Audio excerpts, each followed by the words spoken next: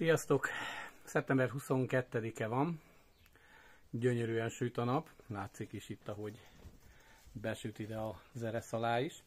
Hát legalább 25 fok van mifelé, nem tudom ti felétek mennyi, de a lényeg az, hogy nagyon jó idő van, és a videónak azt a címet adtam, hogy indul az őszi fialtatás, mire érdemes odafigyelni, tehát tippeket fogok most nektek adni, azzal kapcsolatosan, hogy valóban, ha elindítod a fialtatást, és minél hamarabb most már el kell indulnia, hogy az minél sikeresebb legyen. Ugye itt vannak ezek a szép nyulak, most kipihenték magukat, mert tényleg kipihenték magukat a nyártól, a nagy kánikulától, melegtől, és most már ezeket a nyulakat úgymond ahhoz, hogy megérje tartani, bizony is be kell fogni a tenyésztésbe.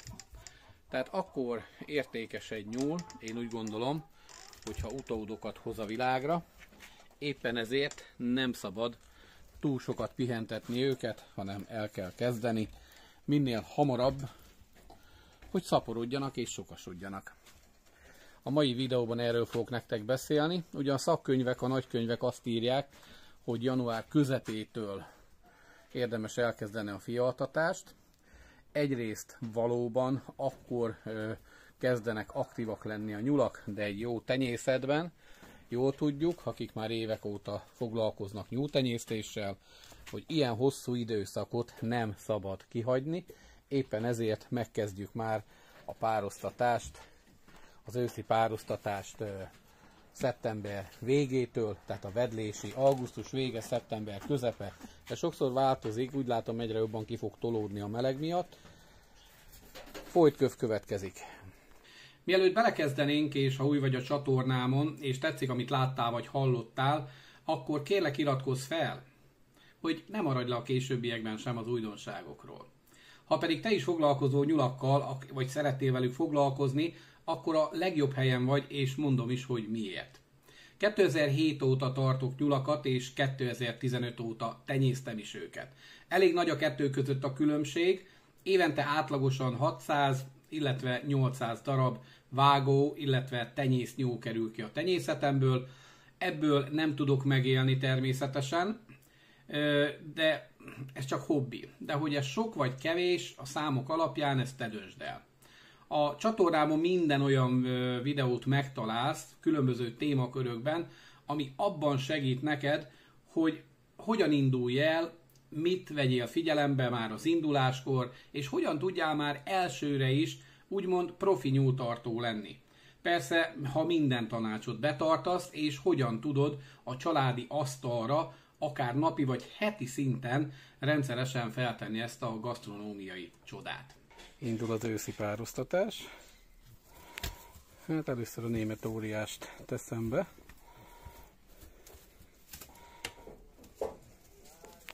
Bár kicsi az esély, mivel a német óriás nagyon nehezen párzik, de meg kell adni neki az esélyt.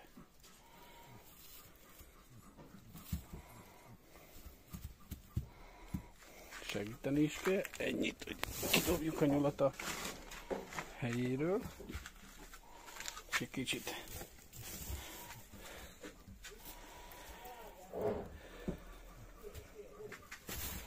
gyerünk fiatalember, tedd a dolgod.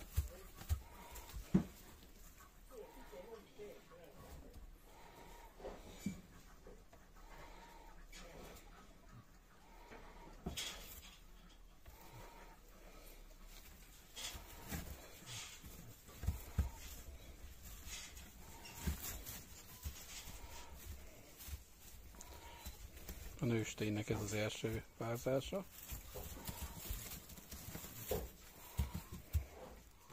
A fiú azért látszik, hogy nem adja fel könnyen. És hát mivel több mint 8 kg körül van, igen hamar elfárad.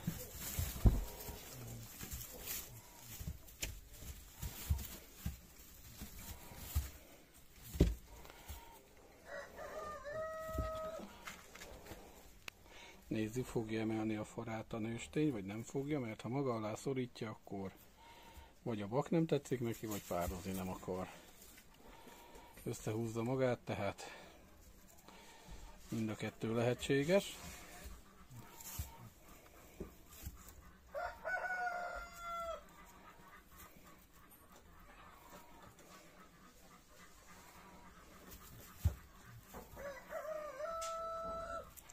Mivel itt alatta a testvére van, ő is ugyanaz a bak, ugyanabból a vérvonalból, így ha látom, hogy ez fáradt, és már nem akar erőteljesen próbálkozni, akkor ilyenkor még át lehet tenni, ő hozzá is, át is fogom tenni. Mert olyan is van, hogy a nősténynek az a bak nem tetszik, de egy másik baknak meg rögtön megadja magát.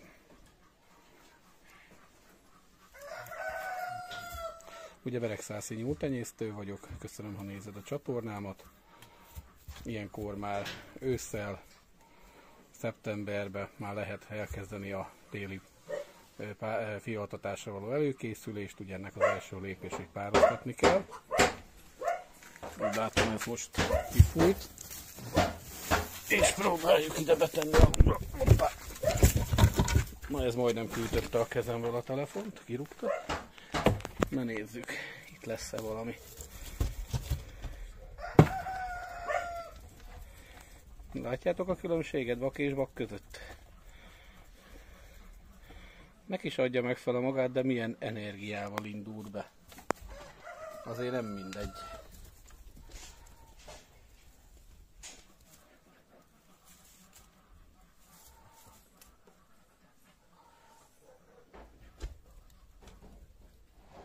Amikor bakot választottok magatoknak, vagy hagytok magatoknak, ez is egy nagyon fontos szempont.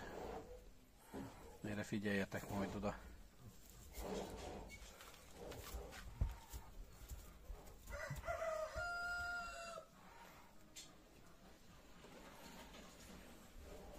Mert kifejezetten vannak lustább bakok, és vannak igazán szuper bakok.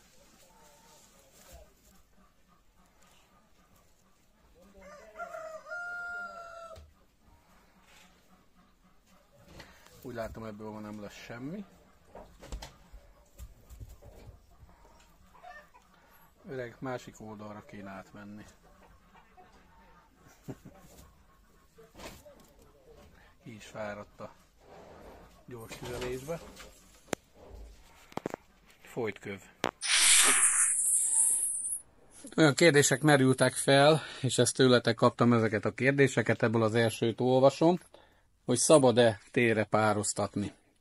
Ugye a bevezetőben már megadtam rá lényegében a választ, de a valóság az, hogy igenis szabad, sőt kötelező jelleggel, hiszen a télen született kisnyulak a legimmunisabbak minden betegséggel szemben, a legjobban, legszebben növekednek, és hát ami nagyon fontos, hogy így mindig tele lesznek a nyúlketrecek, nyúlólak.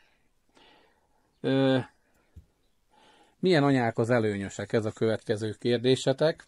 Tehát milyen anyát célszerű kiválasztani? Hát úgy igazából, ha anyát választunk, akkor fontos szempont kell, hogy legyen, főleg középóriás anyákról beszélünk, vagy középóriás nyulakról, tehát kaliforniai, burgundi, hozzátartozik még a parasztnyúl is lényegébe, hiszen nem törpenyúl. Érdemes olyan anyákat kiválasztani magatoknak, amelyek kb. Ilyen március körül születtek, mivel azok a nyulak, amelyek több mint egy évesek, ilyenkor még vedlésbe lehetnek. Mutatok is nektek egy pár ilyen extrém vedléses nyulat. Most a bakoknál van ilyen érdekesség. Na, közben egy tyúkom kiszökött, ezt gyorsan próbálom visszaengedni, hogyha... És nem ment abba az irányba. Na mindegy, nem fogom most körgetni. Igen, ezt a nyulat szeretném megmutatni.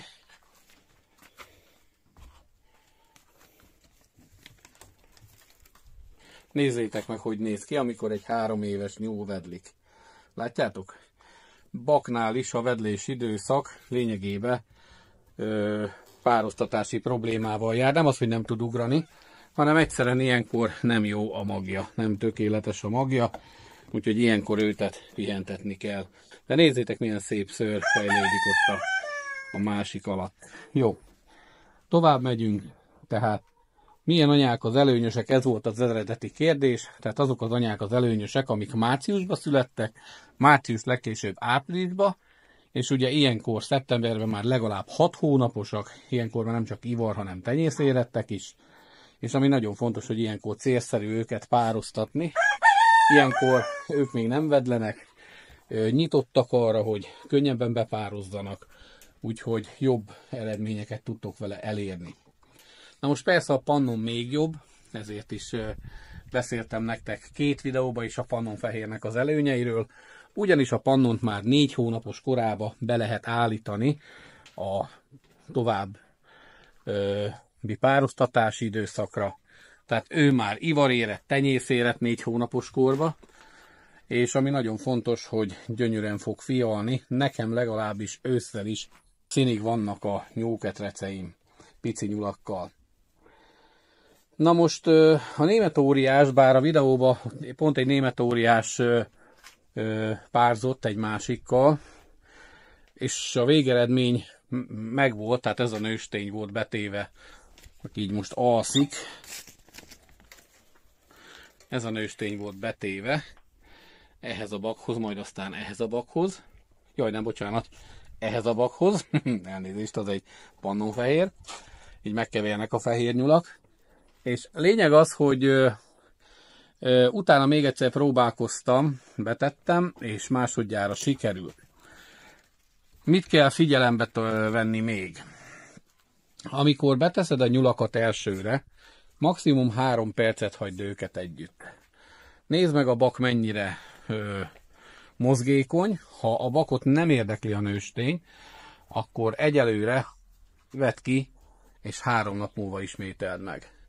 Ha viszont a bakot érdekli a nőstény, de a nőstény nem engedi magát, akkor is 3 nap múlva ismételd meg. Hát, és hogyha véletlenül szerencséd van, úgymond, mert pont olyan keveréknyulad van, vagy német óriásod, nem pedig egy pannonfehéred, és bepárzott, akkor is 3 nap múlva ismételd meg. Tehát írd fel a dátumot, hogy most bepárzott, és 3 nap múlva tedd be. Ha 3 nap múlva ilyen kuncogó hangot fogsz hallani a nyúltól, hogy ilyen rémült hangot ad ki, és összehúzza magát, és nem engedi pároztatni, tehát teljesen picit még másképp is viselkedik, mint az első alkalommal, akkor nyugodt szívvel azt mondom, hogy több mint 90% az esély rá, hogy megkapta a kis nyulat, és 30 nap múlva le is fog neked fialni. Gyönyörű szép állományt. Nagyon fontos az is, hogy ez szintén tanács, hogy ne tartsatok több anyát egy helyen. Itt mutatok is egy példát. Ez jelen esetben 2 darab nőstény nyúl. Tehát ha őket én pároztatni szeretném, legalább 1 héttel korábban, mielőtt a bakhoz rakom, az egyiket kiveszem, más helyre teszem, és majd csak 1 hétre ráfogom a nőstényt betenni a bakhoz. Ugye ez helyhiány miatt van most így nekem, mert még mindig nagyon sok nyulam van. Ettől függetlenül párat be fogok pároztatni még. És fontos az, hogy mert egyszerűen, hogyha olyan környezetben vannak, ahol tiszta nőstény nyulak vannak, ilyenkor akár képesek úgymond teljesen impotensé válni, mind a 2 értelemben a nők is, tehát nem akarnak pározni, csak amiatt, mert ott vannak a nőstényekkel, és nem fog engedni magát nagyon sokáig. A német óriásoknál az nagyon nehéz ősszel, hogy kis nyúl legyen, erre készüljetek fel, tehát 80%-uk egyáltalán nem fog pározni, 80%-uk egyáltalán nem fog megállni, fogod rakosgatni decemberig 3 naponta, akkor se lesz majd csak január vége, vagy március, vagy február kisnyulad. Sajnos a német óriásnál fel kell erre készülni, persze itt is vannak kivételek, illetve vannak nagyon profi nyúltenyésztők, az én mentorom is ilyen. Mikor elhozta nálam a nyulát, ő meg tudta fogni és be tudta úgy állítani, hogy a vak akkor is, ha a nyúl nem is maga alá húzta magát, tehát úgy meg tudta fogni egy nőstény nyulat, hogy ezt lényegében megerőszakoltatta a vakkal, tehát lett is tőle kisnyula. Én ezt még nem tanultam meg, ebbe én is még gyenge vagyok, úgyhogy ha meg fogom tanulni, meg fogom nektek mutatni természetesen. És nagyon fontos a német óriásnál, hogy legalább 10-11 hónapos legyen, hamarabb ne tegyétek be. Ha ezek mindenre odafigyeltek, akkor a következő dolog, hogy ugye most szeptember van, akkor október végére megjöhetnek a kisnyulak. Ugyanúgy készüljetek fel rá, hogy az oltásokat, ja igen, és nagyon fontos, hogy ne feledkezzetek el az őszi oltásokról. Most még a párosztatás előtt minden tenyésznyulat, amit meg fogtok hagyni, be kell oltani a dupla szerrel, tehát a Pestorin Mormix-szal. El ne feledkezzetek róla, mert amikor beindul a párzási időszak, amikor már elkezdtek pároztatni, és amikor már legalább 2 hetes az anyanyúl, 2 hetes kor után már nem szabad beoltani, vakcinázni a nyulat, mert már benne van a kisnyúl, tehát a pároztatás után, és amikor alatta van a kisnyúl, legalább míg szoptat 5 hetes koráig nem szabad vakcinázni megint csak, mert akár elveszítheti, tehát elapadhat a nyúlnak a teje. Úgyhogy ha most kimarad az őszi oltás, és jó is, hogy mondom, mert ezt a héten, pontosabban már jövő héten én is be fogom ütemezni, ha elmarad az őszi oltás, akkor hát olyan meglepetés érhet tavasszal, hogy másodjára fialt a nyulad, és aztán nem kell fel a fialás után, mert pont elvitte vagy a pestis, vagy a mixomatózis. És még szeretnék egy érdekes dolgot bemutatni nektek. Közben ez a tyutyú ez továbbra se akar helyre menni. Jó. Egy olyan nyuszit akarok megmutatni, ami átesett a mixomatózison. Sőt, még 3 nyuszi, ami átesett a mixomatózison. Nem mintha nem lett volna beoltva. Nézzétek, hogy néz ki. Látjátok a fülét, ahogy ilyen ótvaras a füle, de az tisztulni fog lefele, bár a nyomok meg fognak maradni, mert a mixomatózis miatt ilyen fekélyek voltak rajta. És nézzétek a német óriásokat is, látszik a fülükön, hogy gyönyörűen el voltak változva. Ennek az óra félig le volt menve, látszik is a szőr. Figyelitek? Nem azért, mert nem oltottam be. Egyszerűen nagy a valószínűsége, hogy az oltást, amit kaptam, nem volt tökéletes. Valószínű, hogy felmelegedett, miközben eljutott hozzám még előtte, és persze hiába utána visszahűtötték, mert ezeknek az oltásoknak nagyon fontos, hogy ha jól tudom, 10-12 fok felé ne menjenek tartósan, mondjuk egy órán keresztül, mert akkor dobhatod ki az egészet, de mégis bennük volt tehát ez lett az egyik probléma, hogy az oltás. A másik pedig az, hogy maga a mixomatózisnak egy olyan verzióját kapták el a nyulak, amiért hiába bennük volt az oltóanyag, mégis megbetegedtek tőle. De, és itt megint csak hangsúlyoznám, hiába elkapták, látjátok? 1 hónapon belül átment rajtuk, ami alapesetben 60%-ban halálos, szépen letisztul, és ezek a nyulak már soha többet nem fogják elkapni a mixomatózist. Értitek, mi a lényeg? Be volt oltva, nem döglött meg. Nem lett volna beoltva, több mint 60% az esély, hogy megdöglik, vagy teljesen úgy lefogy, hogy tönkre megy. Úgyhogy erre figyeljetek oda.